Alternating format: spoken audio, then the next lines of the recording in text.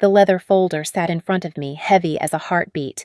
Inside were the deeds Grandma's 21st birthday gift, a $50 million hotel with my name on it. But before I could even breathe, the front door opened. My mother walked in her new husband right behind her. We should manage it together as a family, she said, smiling like it was still her world. When I told her absolutely not. I'm the owner now, she snapped. Then pack your bags and leave this house. I didn't argue. I didn't move. Because I knew something they didn't. That night wasn't about their demands. It was about Grandma's next move, one that would end their little performance for good. When people look at me now, they see the hotel, the marble floors, the glass lobby, the name etched in gold above the entrance. But what they don't see is the noise that used to live inside this family. My grandmother, Sharon Bennett, built everything from one roadside motel in Vermont. She was 21 then, my age now, and everyone called her foolish. But she turned those doubts into brick and revenue. By the time I was born, the Bennett collection had become a name people whispered with envy. My mother, Brenda, inherited none of Grandma's patience, only her pride. To her, success wasn't about building, it was about being seen. She loved camera flashes more than blueprints. She loved control more than family. My father, Mark, was the opposite. He was calm, steady, a man who believed in doing things right even when it took longer. He ran operations for years, quietly keeping everything standing while Mom chased appearances. When I was 16, I watched that balance collapse. I still remember the night Dad left his eyes-tired suitcase by the door, saying he couldn't stay where love had become performance. The silence that followed him out the door was the kind that fills every corner and never leaves. After that, Brenda remarried quickly. Scott Miller, a smooth-talking business consultant who spoke in phrases like synergy and global expansion. He was everything she thought success looked like, shiny, loud, and hollow. Not long after she sent me to live with Grandma, claiming it was for stability. I knew better. I was just one less witness. Life with Grandma was quiet but never dull. Her home smelled of cedar and coffee. Her mornings began with the sound of typewriter keys. She treated me not as a child but as an apprentice. I studied architecture while she showed me what legacy truly meant: discipline, risk, and the courage to start over when others call you finished.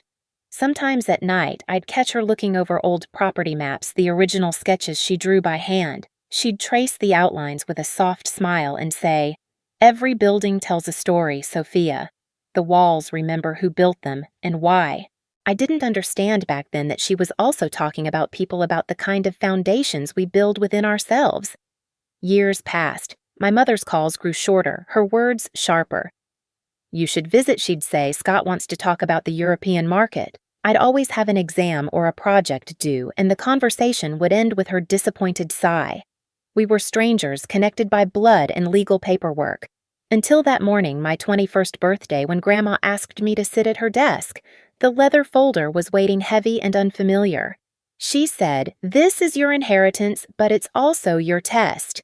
I didn't know what she meant, not yet, but I would soon enough.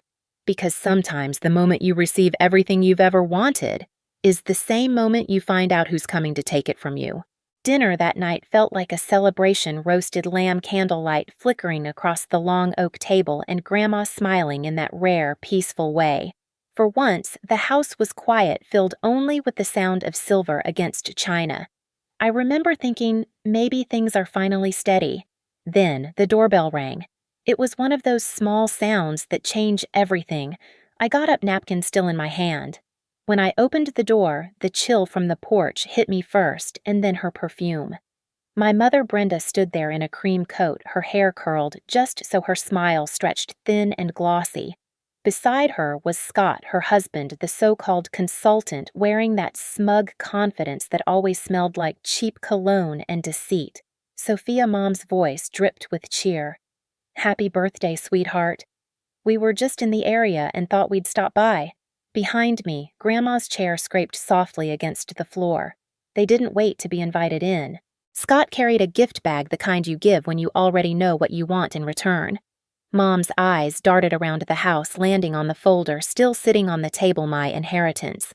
"We heard about your big gift," she said, her tone sugar-wrapped with poison. $50 million. How wonderful! I tried to stay polite. It's not about the number. Grandma wanted me to continue what she started. Mom laughed lightly, waving a manicured hand. Of course, but running a business that size isn't for children. You'll need experience, guidance. That's why Scott and I thought we could manage it together as a family. That word family landed like a slap. Scott leaned forward, resting his hands on the back of a chair. It's too much for one person, Sophia. Let us help. We've already drafted a proposal. Grandma's voice sliced through his. A proposal for something that isn't yours. The air shifted. Scott's smile faltered. Mom shot her a warning look, that same cold defiance she used to use on Dad. Mother, please. Let's be practical. Practical, Grandma repeated as if tasting the word.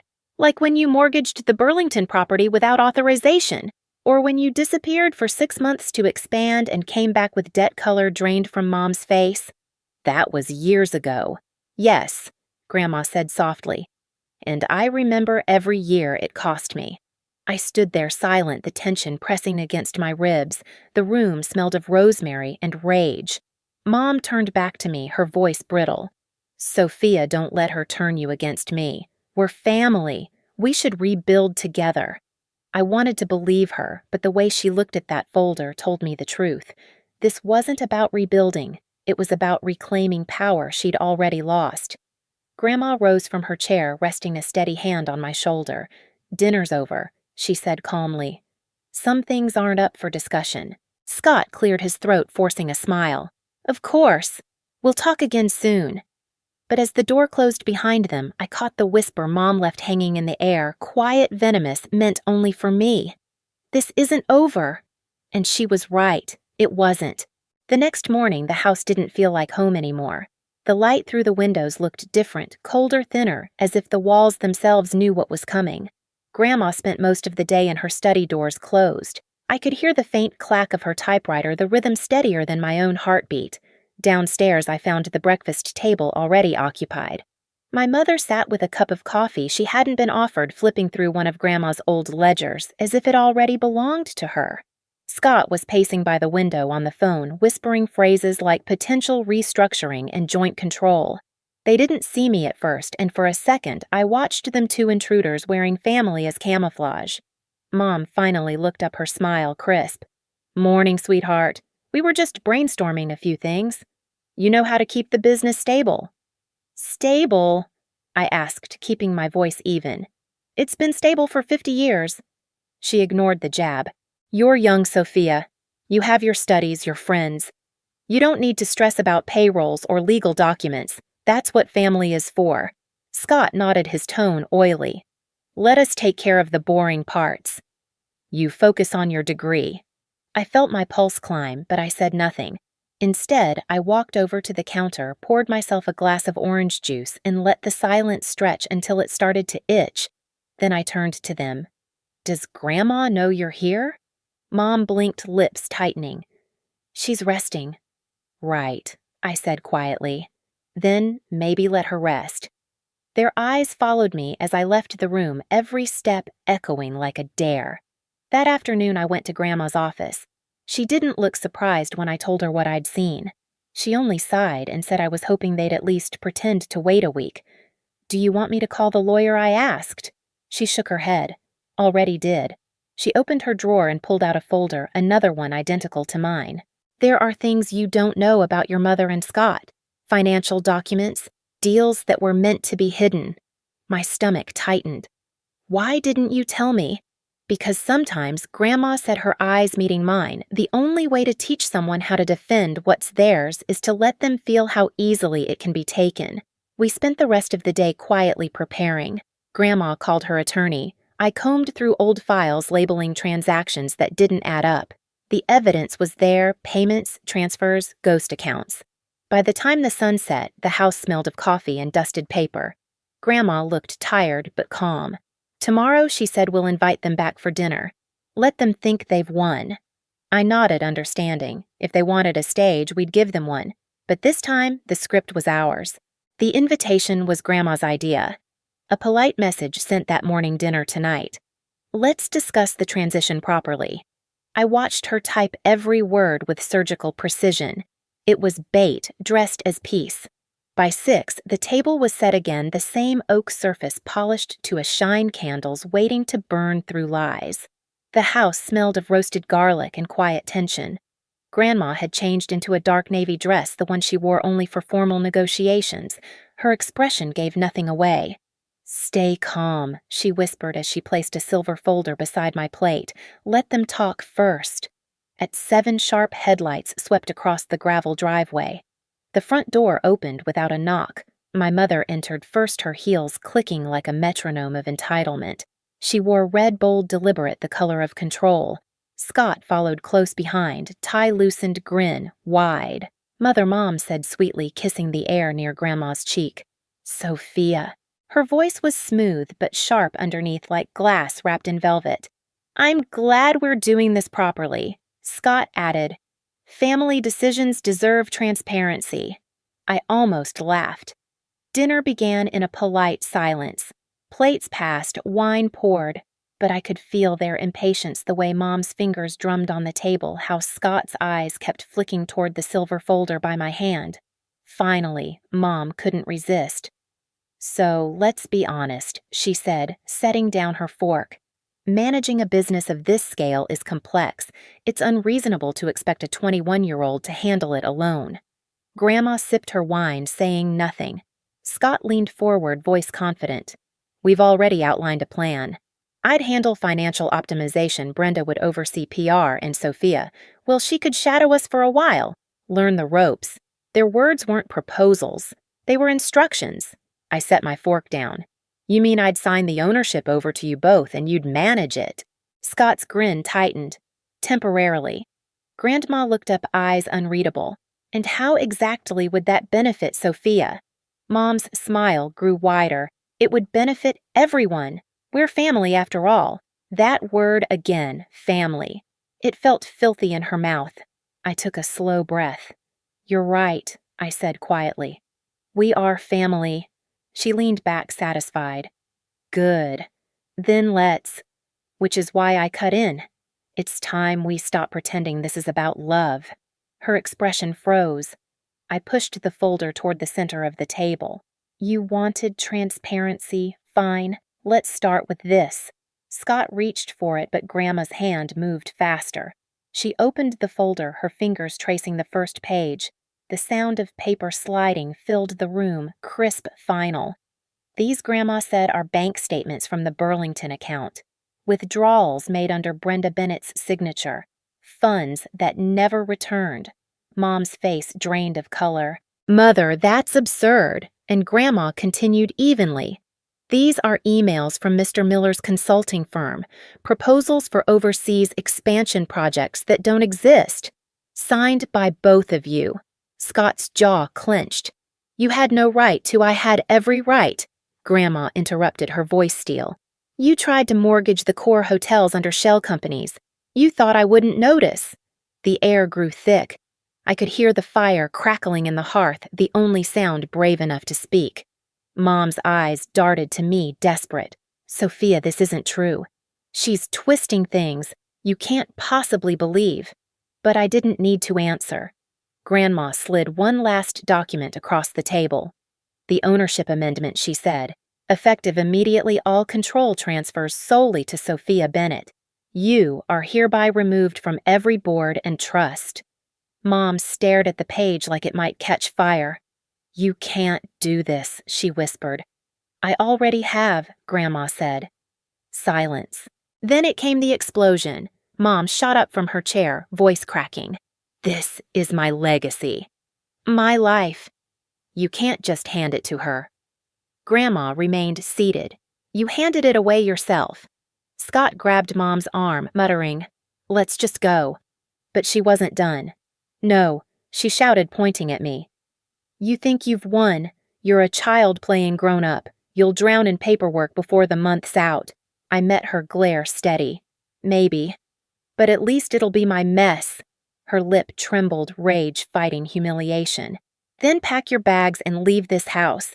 She spat the same words she'd said days ago, but this time her voice sounded small, and that's when Grandma laughed. It wasn't loud, just a soft, knowing chuckle that sliced the air cleaner than any scream. "You're right, Brenda," she said. "Someone is leaving this house tonight, but it's not Sophia." For a second, everything froze. Even the fire seemed to stop moving. Then Grandma reached into her purse and placed another envelope on the table, a court order. "You've both been served. Fraud, embezzlement, conspiracy. The investigators are waiting outside." Scott's face went pale. "You called the police, I called justice," Grandma said simply. Mom stumbled back, shaking her head. "You wouldn't." "I'm your daughter." "No," Grandma said softly. "You were, until you sold this family's name for a mirror and a title." Two officers entered quietly, their presence polite but final. Scott didn't fight. He just stared at the floor as they led him out. Mom followed her breath, ragged eyes, wild, caught between disbelief and despair. When the door closed, silence filled the house again, but this time it was different, lighter, cleaner, the kind that heals instead of haunts. I sank into my chair, my chest tight, hands trembling. Grandma placed her hand over mine. "I'm sorry you had to see that." "No," I whispered. "I needed to." She nodded, once her eyes glassy but strong. "You handled yourself better than I ever did." I looked at the empty plates, the folded napkins, the remnants of the storm we'd just survived. "Do you think she'll ever forgive us?" I asked quietly. Grandma sighed. "Forgiveness is for people who admit what they've done. Your mother still thinks she was robbed." The fire popped softly, throwing gold across the table. I realized then that this house, the same one where my father walked out years ago, where every fight echoed louder than love, finally felt still. Safe. I stood and walked to the window. Outside, red and blue lights painted the driveway. Scott sat in the back of a cruiser. Mom stood frozen near the porch, mascara streaking down her face. I didn't feel triumph. I didn't even feel relief. Just an ache, deep and quiet, for the family we could have been. Grandma joined me, her reflection beside mine in the glass. "You did good, Sophia," she said. "You didn't raise your voice. You raised your worth." Her words settled in my chest like something permanent. And as the last car disappeared down the hill, the night finally exhaled. We didn't toast, didn't celebrate. We just sat in the quiet glow of the fire, two women who'd survived the same bloodline in different decades finally breaking the pattern. The morning after felt unreal. The same house that had echoed with shouting now hummed with quiet, the kind that follows a storm. Sunlight slipped through the curtains, landing on the folder still sitting at the center of the dining table. The one that had ended it all? Grandma was already up sipping coffee in the kitchen like nothing extraordinary had happened. But her shoulders looked lighter, her face softer, as if decades of weight had finally lifted. The news spread fast. Scott disappeared from the state before the investigation could close. My mother, Brenda, stayed just long enough to watch her name unravel in every business circle she once worshipped. The fraud case stripped her of everything money, position, pride. Dad Mark came by that afternoon. No speeches, no questions. He simply placed a hand on Grandma's shoulder and said, "You did the right thing." When his eyes met mine, they didn't hold pity, only pride. Weeks later, life began to look almost ordinary again.